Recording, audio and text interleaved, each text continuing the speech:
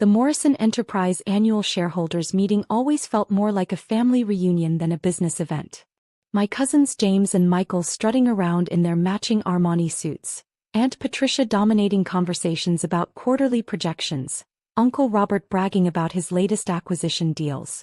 And then there was me, Lauren Morrison, sitting quietly in the back row in my simple navy blazer, holding just enough shares to maintain a seat at these meetings, shares my father left me before he passed away. The black sheep who'd walked away from the family business 5 years ago to start my own company. Lauren, still keeping that cute little startup alive. I looked up to see Michael approaching, his trademark condescending smile firmly in place. Behind him, James snickered, adjusting his Rolex, a gift from the board for exceptional leadership. "We're doing fine, Michael," I replied, keeping my voice neutral. If only they knew that my cute little startup, Horizon Technologies, had quietly become one of the most successful private companies in the industry. "Fine." James joined in. "Last I heard you were working out of some warehouse office. How many employees do you have now? 10? 15? I thought about my state-of-the-art headquarters downtown, with over 300 employees across 3 continents. But they didn't need to know that. Not yet. Something like that, I smiled, checking my phone. A message from my CFO flashed across the screen. "Everything's ready. Documents are prepared." Perfect timing. "You know," Michael leaned against the conference table, "there's always room for you back at Morrison Enterprise. Maybe not at your old executive level, but we could find you something appropriate." I remembered the day I left Morrison Enterprise. I'd presented a detailed plan to modernize our technology infrastructure, to prepare for the digital revolution I saw coming. The board, led by my cousins, had laughed it off. Old-fashioned business values were what mattered, they said. Innovation was just a buzzword. So I left, taking my inheritance shares and my ideas with me. I built Horizon Technologies from the ground up, operating in stealth mode, using shell companies and private investments to hide our true size and scope.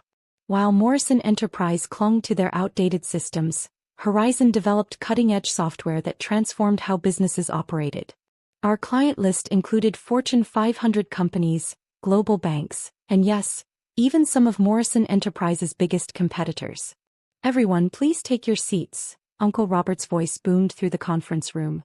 "We have important matters to discuss."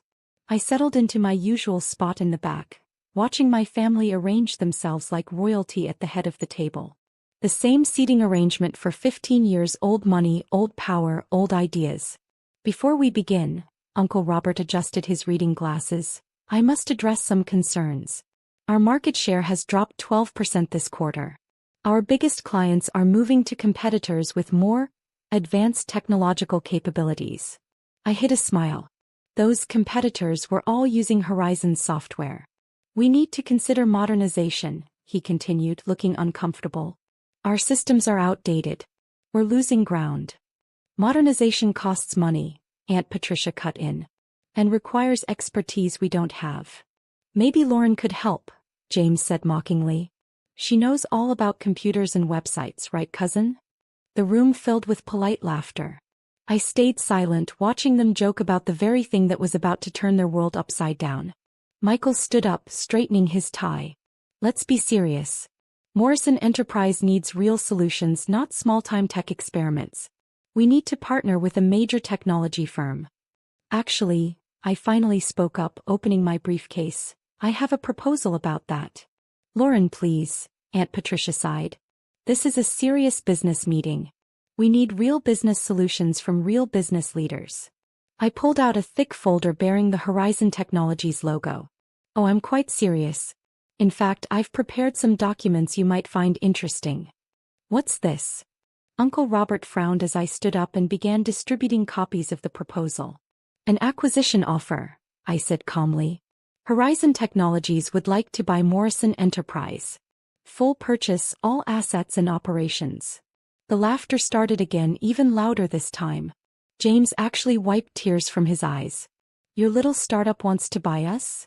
Michael could barely get the words out through his chuckling. "That's hilarious, Lauren. Really, you should do comedy." I waited for their laughter to die down before speaking again. "Horizon Technologies currently has a market valuation of $8.2 billion.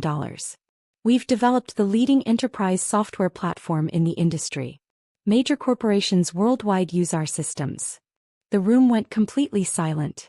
That's impossible, Aunt Patricia whispered, frantically flipping through the proposal. Would you like to see our client list? I pulled out another document. It includes several Morrison Enterprise competitors. In fact, their switch to our systems is part of why your market share is dropping. Michael's face had turned an interesting shade of red. You're lying. Your company, it's just a small local operation. I picked up the remote control for the conference room's display screen. Let me show you exactly what my small local operation has been doing for the past 5 years. The presentation screen lit up with Horizon Technologies' financial data. Revenue charts shooting upward. Market share expanding exponentially. Global offices marked across a world map. And most importantly, a client list that read like a who's who of international business. As you can see, I continued, my voice steady, Horizon isn't just some cute little startup. We're the company that's been eating away at your market share for the past 3 years. James grabbed the proposal, his hands shaking slightly as he read. These numbers, they can't be real. Oh, they're very real. I clicked to the next slide. While Morrison Enterprise was clinging to outdated systems, Horizon was developing the future of business technology. That warehouse office you mocked? It's actually our R&D center, one of 12 worldwide. Uncle Robert removed his glasses, cleaning them nervously. Why didn't we know about this? Why operate in secret? Because you never bothered to look, I replied simply. You were all so convinced I was a failure that you never noticed what I was building. It was actually quite convenient. But the funding, Aunt Patricia interjected. Starting a company like this would require massive capital.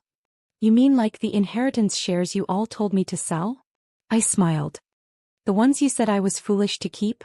I used them as collateral for my initial loans. Those shares, combined with my own patents and innovations, were more than enough to launch Horizon. Michael stood up abruptly. This is ridiculous. We're not going to sit here and let you. Actually, you are, I cut him off. Because right now, Horizon owns 22% of Morrison Enterprise through various shell companies. We've been quietly buying shares for months. Add that to my inherited 5%, and we're the largest shareholder. The color drained from his face as the implications sank in. You see, I continued, moving to stand at the head of the table, their sacred spot. Morrison Enterprise needs modernization. Your systems are obsolete, your market share is plummeting, and your biggest clients are already using Horizon's platforms through your competitors. I opened another folder. Here's our formal offer, $2.4 billion for complete acquisition. That's 40% above your current market value, quite generous considering your declining position. The board will never approve this, James sputtered. The board already has. I revealed another document. Remember Thomas and Elizabeth? The board members you never talk to because they're just silent partners?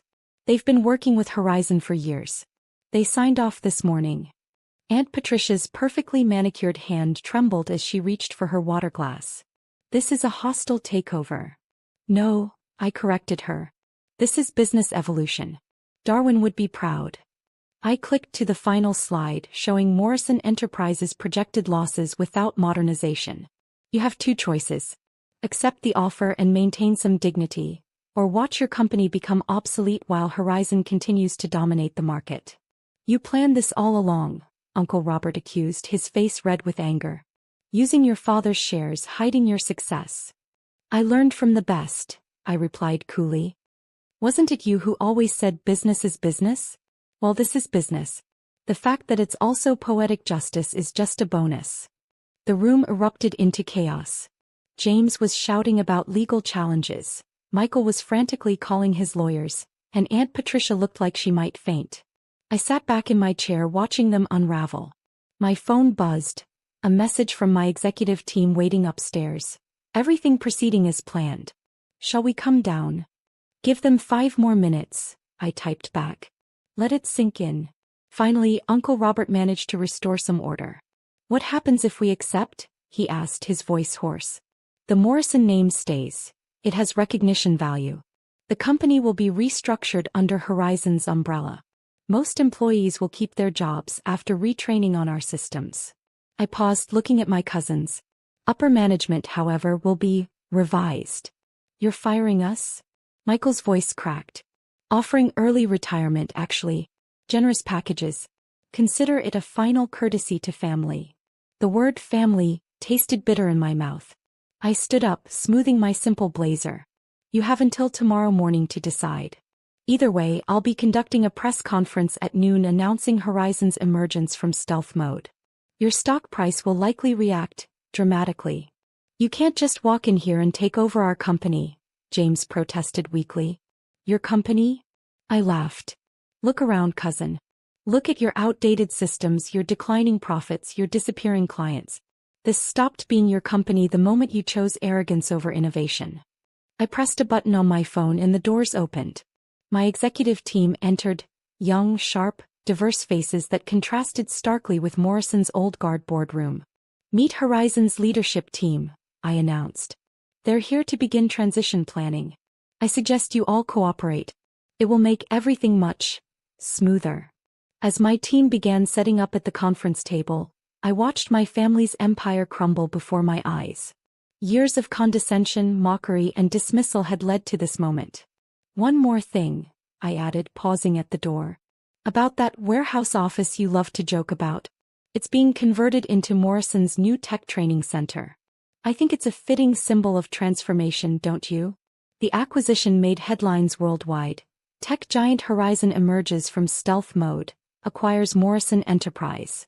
The business world was stunned by the revelation of a hidden technology powerhouse.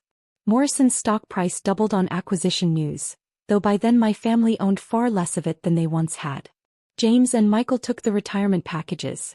Aunt Patricia resigned before we could offer hers. Uncle Robert, surprisingly, asked to stay on in an advisory role, perhaps the only one who finally recognized which way the wind was blowing. The Morrison Building's executive floor was renovated, its dark wood and heavy furniture replaced with modern, open spaces. The old boardroom where they'd laughed at my cute little startup became Horizon's innovation lab. I kept my simple navy blazer hanging in my new office, the same one Uncle Robert had occupied for 20 years. Sometimes, when I'm making major decisions that will shape the company's future, I look at that blazer and remember the day they all laughed at the idea that I could succeed. They're not laughing anymore. As for my small local operation, we just opened our 20th global office. Turns out real businesses don't need old leaders. They need smart ones. Who would have thought a cute little startup could teach a family enterprise such a big lesson in business evolution?